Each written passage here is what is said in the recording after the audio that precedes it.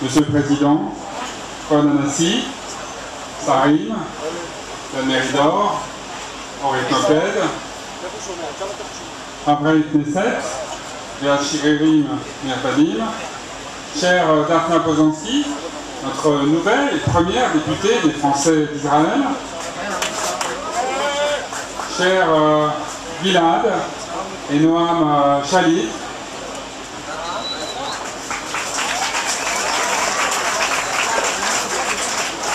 Abraï Moetset Atarpati, Achaïm Michoutz et Tarpa, chers tribus des Français d'Israël, Perotai des Rabotai, Orim Abaïm, Peshem Rahayati Valérie, et Yeladim Shelanou Luka et Clara, ça par contre, je sais pas où ils sont passés, Oveshem Kol Tzevet à Chagreout, Animodé Lachem, Al Shevatem Rayom, Rachog, Itanou, et Yom à Basiga, Vet Anesser à Universali Shelo, Nesere Shel Rehut, Yon Ve Arba. Je ne sais pas si vous avez compris. Si vous n'avez pas compris, Gisèle est là. Vas-y Gisèle. Je ne suis pas sûr que tous nos amis francophones aient compris.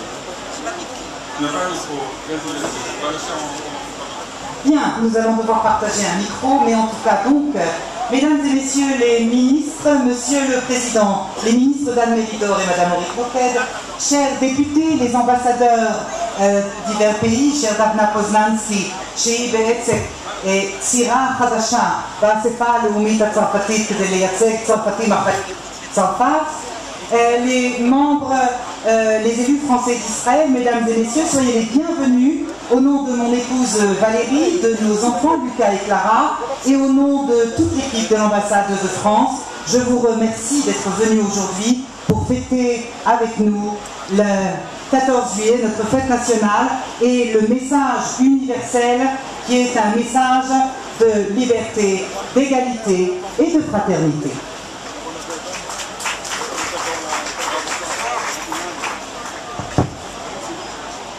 Ce soir, nous fêtons le 14 juillet. Ça ne nous aura pas échappé que nous sommes le 12. C'est par respect pour ceux qui observent le Shabbat. Mais j'ai découvert que c'était aussi une manière d'apporter une autre couleur à cette fête du 14 juillet. Car certains s'en souviendront, le 12 juillet 1906, c'est aussi le jour de la réhabilitation du capitaine Dreyfus par la justice française. Voilà, un très beau symbole. C'est, vous le savez, un honneur et une grande joie de vous compter parmi nous ce soir pour fêter la France et des valeurs que je sais nous sont très chères, la liberté, l'égalité, la fraternité, qui, mieux que vous, homme d'État, homme de paix, peut représenter leur caractère universel à ces valeurs. Qui, mieux que vous, Monsieur le Président, pouvez incarner l'amitié entre nos deux pays, vous qui en avez été l'artisan et avez côtoyé tous les dirigeants français, de Pierre Mendès France à Maurice Bourgès-Monory, évidemment, plus récemment, Nicolas Sarkozy et notre nouveau président, François Hollande. Alors, je voudrais dire aussi que le Premier ministre, M. Netanyahou, va m'appeler un peu plus tard dans la soirée pour célébrer avec vous, avec nous, cette fête et manifester ainsi son amitié envers la France. Je veux ici le remercier pour cette attention. Du lien indissociable entre la France et Israël est présent ce soir. La route a été longue pour lui et c'est pour moi, et je crois pour chacun d'entre vous, une joie extraordinaire de l'accueillir ce soir.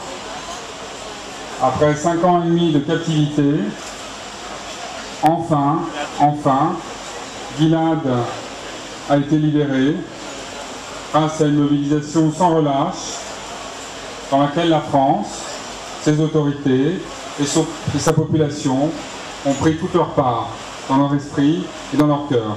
Alors Gilad, bienvenue parmi nous, et je salue aussi ta famille qui a été très courageuse dans son combat, et je salue Noam qui est également avec toi. Après ce grand moment de joie libératrice, cet immense soulagement, la France et Israël se sont retrouvés ensemble. Et cette fois-ci pour pleurer, quand 3 enfants et un rabbin ont été tués uniquement parce qu'ils étaient juifs dans leur école de Toulouse par un barbare. La mobilisation, l'émotion a été considérable en France. Le ministre est venu ici manifester la solidarité de notre pays. Il est venu avec les corps, les dépouilles de Gabriel, Arié, Myriam et Jonathan. Alors l'antisémitisme, on le voit, prend toujours des formes nouvelles. L'antisémitisme renaît de ses cendres. Cet antisémitisme a qualifié d'offense aux valeurs et à l'histoire de notre République. Et je sais ici combien pour les autorités françaises c'est une priorité. Et je sais, comme il l'a dit, comme le président l'a dit, le Premier ministre l'a dit, tous les moyens seront mis en œuvre pour lutter contre ce fléau. Alors je voudrais dire aussi qu'Israël n'est pas seul. Et je vais prendre le cas de l'Iran. Je veux dire ici que l'Iran peut compter, que Israël peut compter sur la détermination du nouveau président François Hollande sur ce dossier, comme Israël a pu compter sur la détermination de Nicolas Sarkozy. Nous avons pris cette année des sanctions sans précédent, qui sont entrées en vigueur le 1er juillet, et nous les renforcerons, ces sanctions, tant que l'Iran ne mettra pas fin à son programme d'enrichissement. La sécurité d'Israël, mais aussi celle de la région et celle de la planète sont en jeu. Le 14 juillet, je l'ai rappelé, c'est aussi la fête de la liberté. Alors ce soir, ayons une pensée pour ceux qui sont massacrés par leurs propres dirigeants. Je pense au peuple syrien. Vous connaissez notre conviction forte. Bachar el-Assad doit partir. La répression, on n'est pas loin de 20 000 morts, doit cesser. C'est une des priorités de la politique étrangère française de François Hollande et de Laurent Fabius, le nouveau ministre des Affaires étrangères. Un mot sur la paix. L'oublié, le parent pauvre, l'orphelin des révolutions en cours.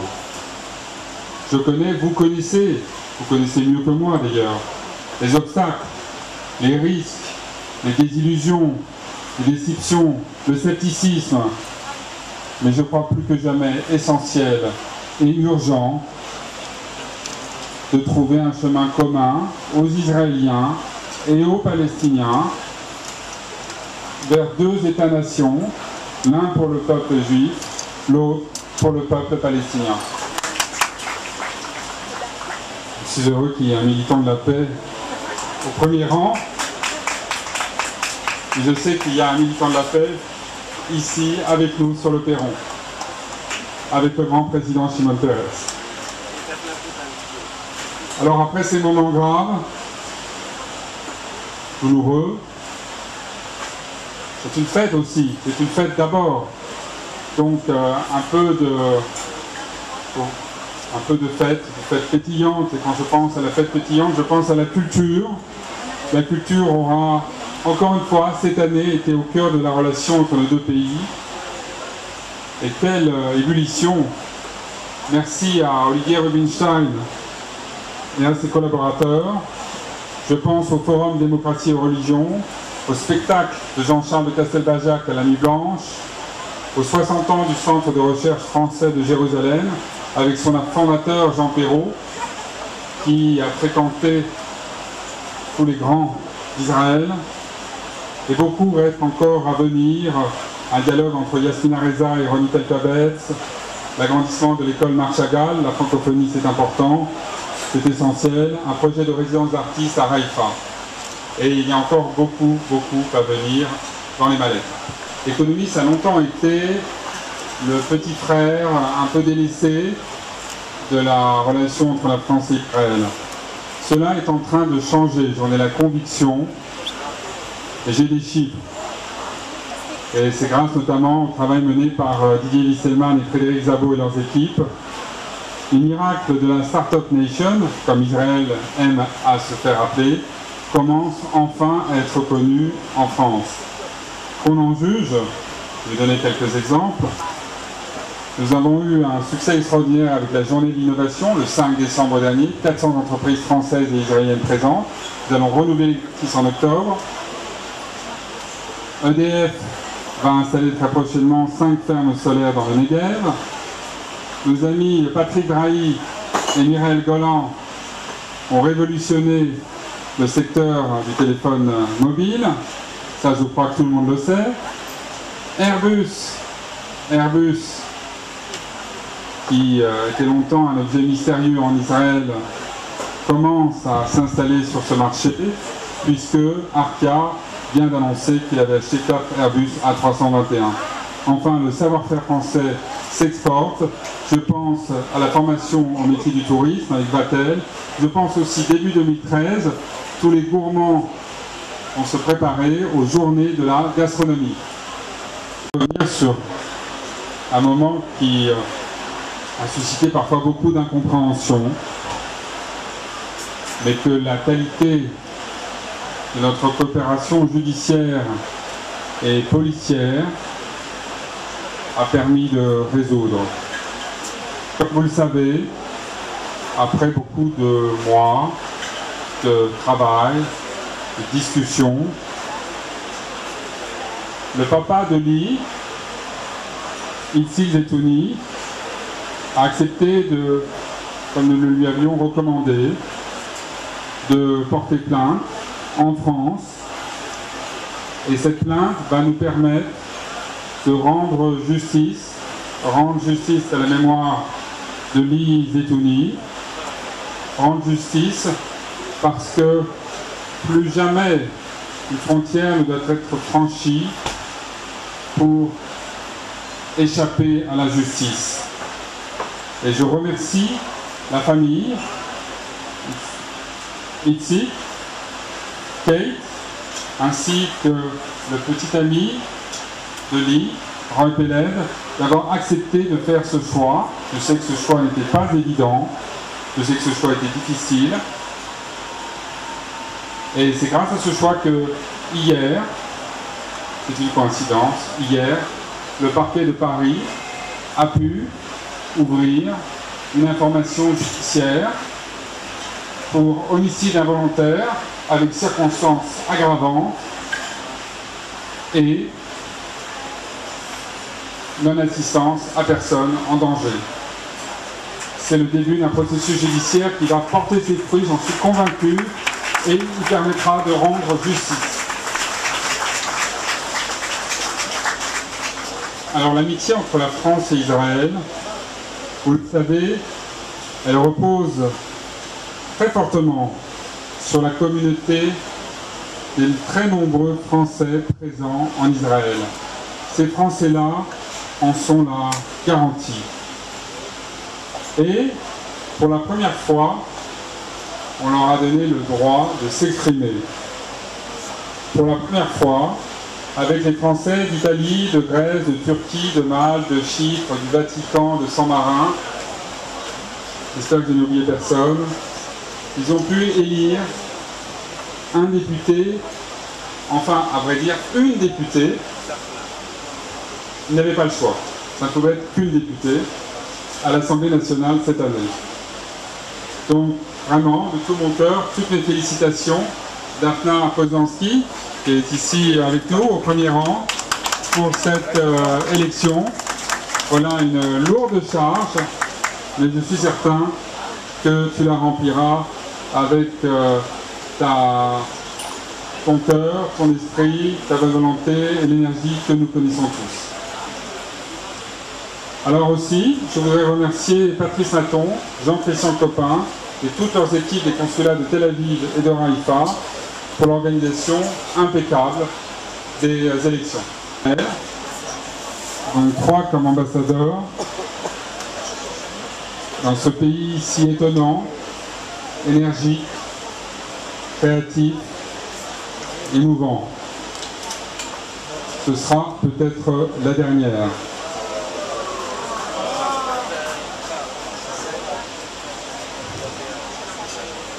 Et donc je voudrais simplement vous remercier. Ce pays m'a beaucoup donné. Vous m'avez énormément apporté. Israël a depuis longtemps une place très particulière dans mon esprit et dans mon cœur. Et je vous rassure, il le gardera.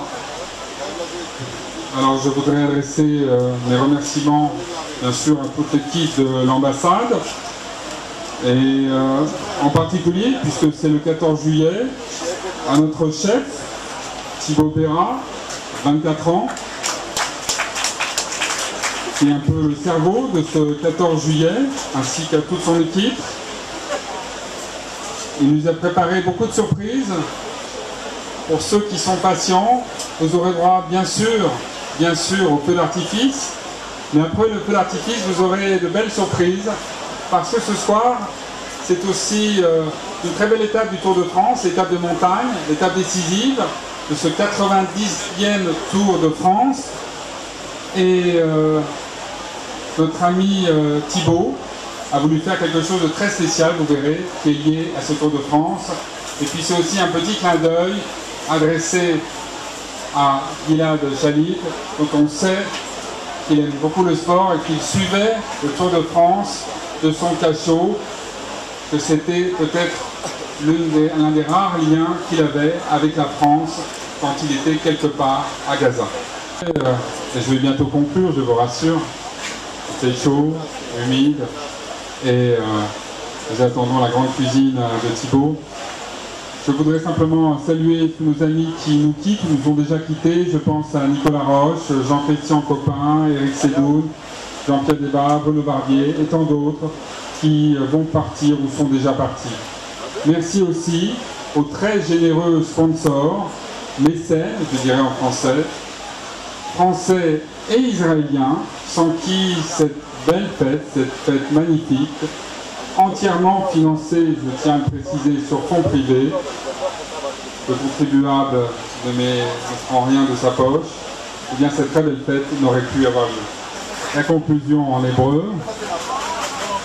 Adoni Anassi, Ani Shuv Modelecha, Al Shebata Hayom, Zeu Bitul HaYedidut HaAmuka, Vela Kesher HaEtan, Shtei HaMedinot, Peri HaRepublika, Shel Safat, Peri Medinat Israël, Peri HaYedidut Ben Safat Le Israël. Vive la France, vive Israël, vive l'amitié entre la France et Israël. Merci à tous. Monsieur le Président, merci.